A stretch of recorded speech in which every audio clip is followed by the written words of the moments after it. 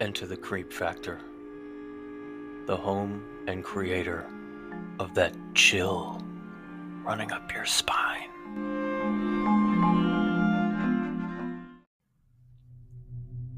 This story is called Rotten. A man goes to the fish market every day and gets more fish.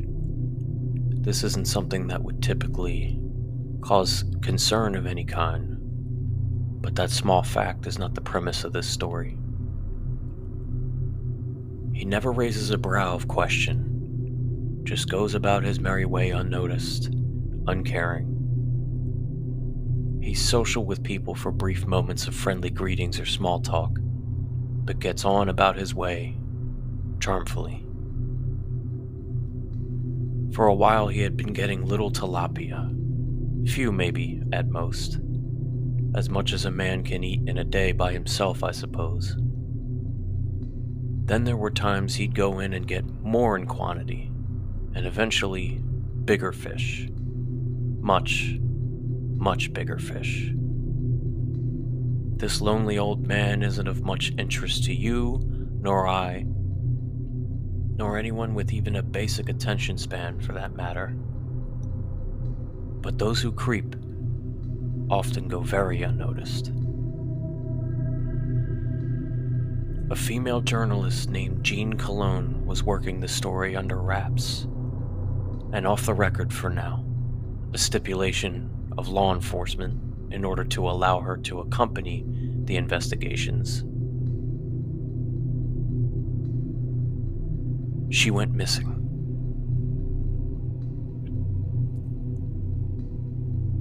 This caused a bit of a stir in the law enforcement community, as they had known her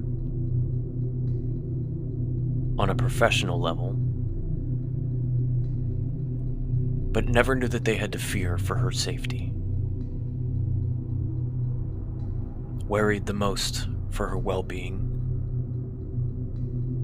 was Detective Horn, who was the lead on this case. He begins to look into her strange and sudden disappearance. It isn't an abduction yet, not to him, not to the public, not to anyone. Assumptions and theories may be fine, one thing, but nothing is yet finalized. The lead detective takes this a bit more to heart than the others, who are certainly just as concerned and want to find her in safety, but not like him. He never had any children, and she was beginning to almost feel like she was the daughter he never had. Or maybe could have had, but didn't. Chose not to? Cursed? Who knows?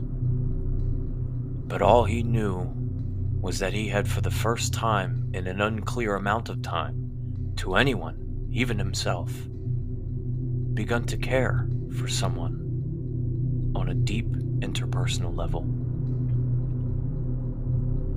Horn was also the same week given a file on a person that seemingly disappeared. The individual who reported the disappearance was able to confirm the subject's last whereabouts being Reese's Fish Market. Detective Horn decides to talk with the manager of Reese's, maybe get some camera footage of the day she was seen there. Everyone who appeared in those shots and all usual customers were put on his list to question. After a lengthy process of elimination, questioning as many as possible based off of strangers and CCTV footage, Horn was narrowed down to merely one or two regular customers to try. "Well, not every day you get to win the lottery," the market manager expressed half impatiently as the detective took up practically his entire morning. "Tell me about this fellow," Horn says optimistically as he points to the name Gerald Steele. "Well, that's Jerry. He's our top customer, been that way for months now. Guy may as well have a stake in the company." "I don't see a phone number for him," Horn expresses curiously. I don't think he has one. Never provided it. You'd think he'd want to be a part of our rewards program the way he spends. Privacy is king, I suppose. You got an address? You're the detective here, sir. I think I'm about done for the day. It didn't take but a few minutes for Darla back at the station to pull it up and provide it to Horn. Gerald was an old man. Like, new retiree old. 60s. Frankly, no older than Horn himself. He was on the list just as a standard procedure. Not that anything stands out about him.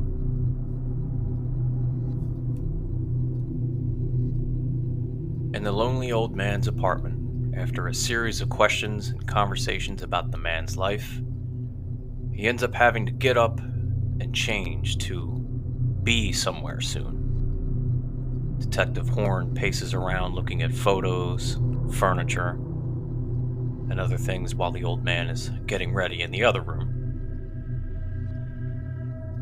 He figured why not, as the man will likely see him out rather than just have him leave on his own accord. Horn is beginning to question himself internally by this point, wondering just what in the hell is he even wasting his time for. His eyebrow raises. In the spare room to the back was a freezer. It's a dim room, almost like a shed in quality and keep. And the freezer is one you'd find in a wealthy person's garage. He lifts up the hatch. Big old giant frozen cooler. There are fish inside. So many fish. All the same kind. The kind he eventually and finally settled on after months of trying different fish. He thinks to himself, I hate fish. Can't understand why anyone would want to eat them or even so much as store them near where they sleep. The smell. Horrid. And that was no secret or new revelation to the detective. He never liked them. But these fish, oh man. Are we sure he just bought these at the market? Smells like he caught them already 2 weeks dead. A thought that came as quickly as his next thought, but also a thought that went just as quick as the next one entered his mind, because the next thought would take precedence. He said he has no family living. No girlfriend, wife, or even mistress. Kids, nope. So no grandchildren to prepare for as grandparents do. No social life or friends. Quiet, personal, private human being here. Basically, the man has absolutely no one for which he needs to make sure there's extra dinner for. Why the hell does he buy so many fish and so often? A brief moment of curiosity interrupts this thought, and honestly, the smell too for a bit. He looks at the wall above the freezer. There are hooks, like to hang your keys or supplies or things like that. Fillet knives in this case, among some other fish-related tools or gear, bobs and pole lines hung as well. Maybe he does fish. But that isn't what caught his attention about the section of tiny hooks. This one hook had a tag on it, like a price or item inventory tag.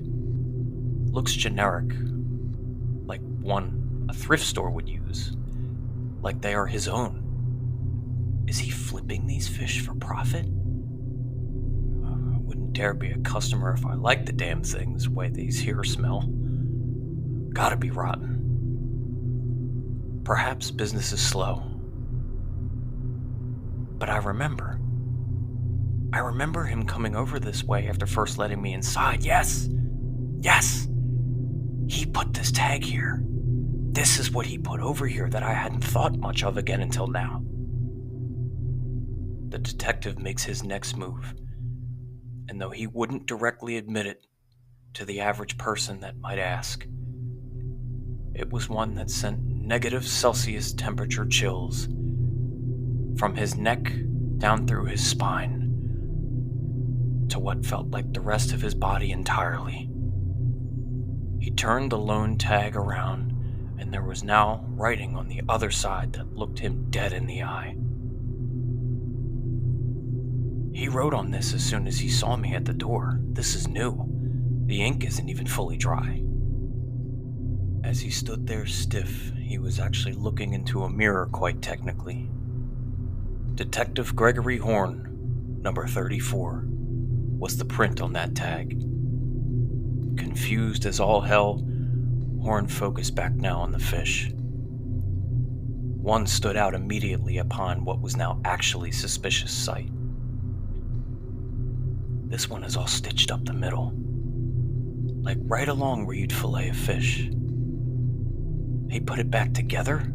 The fuck? This fish is full. He didn't gut it before sewing it? Why the fuck did he sew it? Horn peels slowly into the stitched, sliced wound of this poor, ugly, smelly bastard. Oh God. The smell hit heavier and harder now. Something he'd thought impossible to worsen.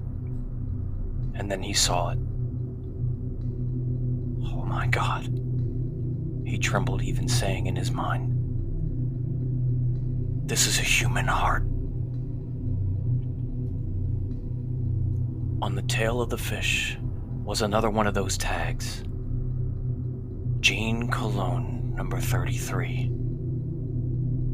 Horn thought to himself, obviously trying not to let his initial and more vulnerable reaction to finding his daughter figure in a fucking fish take hold of him. She was his last victim. A glance at the rest of the many fish made him sick to his stomach to think what lay in their insides. Someone, human, else's insides. Tags on the ones he could make out, but he wasn't fishing through there any further without gloves and a team present for that. A feeling that hadn't been there yet, but intensified in this particularly quiet and eerie moment, hovers in the vicinity. Not a feeling of sorrow or realization or anger or confusion or any of the feelings leading up to this millisecond. Hair stood up on the back of his neck, stiff and sharp enough to, well, fillet all of those fish. Tension, dread, and impending doom had now, without any power to control or reverse it, possessed the detective. How long has he been getting dressed? How long have I been standing here idly? I hadn't heard a single dresser drawer or hanger across the metal rod of the closet, or humming or busy gestures people make while thinking at the same time as tasking. Nothing. In fact, I haven't heard a single noise since he got up from that chair, other than the ones I made myself. Struggling to get a grip on his radio, continually slipping in his sweaty grasp, the deep sound of an exhale shadowed over him. The man was now standing right behind the detective.